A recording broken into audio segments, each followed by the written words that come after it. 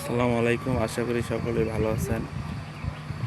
আজকে আমি আসছি একজন চাকরিজীবী ভাইয়ের তার কৃষি ভাবনার পরিকল্পনার কৃষি তার বাড়ির আঙিনায়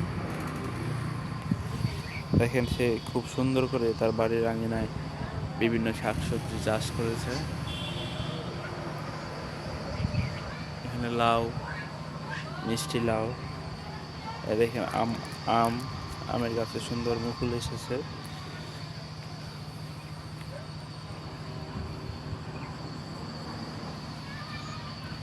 তারপরে এখানে এসে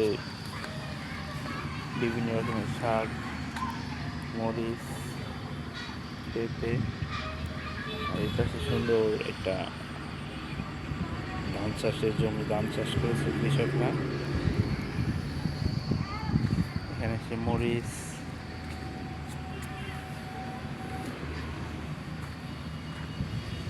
আমের গাছে সুন্দর মুকুল এসেছে। আসলে চাকরিজীবী মানুষের তাদের কৃষি ভাবনা, কৃষি পরিকল্পনা নিয়ে আমাদের এই অনুষ্ঠান।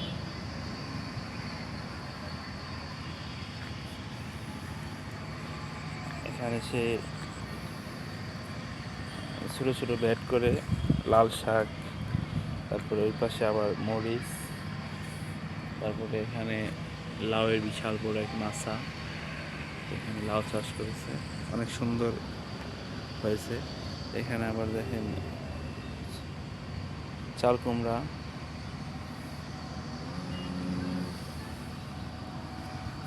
অনেক সুন্দর লাল শাক হয়েছে।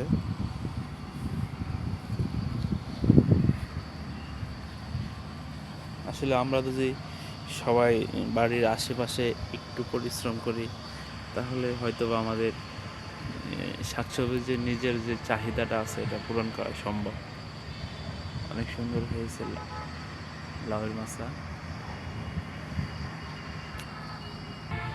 এখানে আবার শশা শশা মোটামুটিভাবে ধরা শুরু হয়ে গিয়েছে, শশার ফুল আসতেছে, শশা এসে গেছে।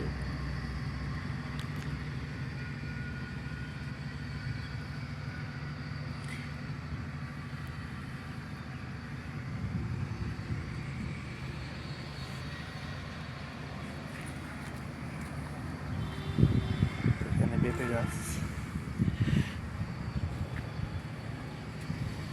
এটা হয়তোবা মনে হতে পারে আপনার কাছে একটুকু মাটি, এটা কিন্তু বাংলাদেশের সোনা।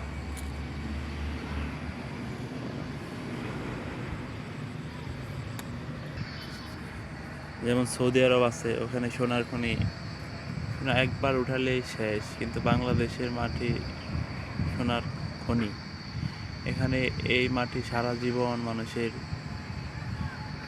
ফুল, ফসল, শাকসবজি দিয়ে ভরিয়ে রাখবে।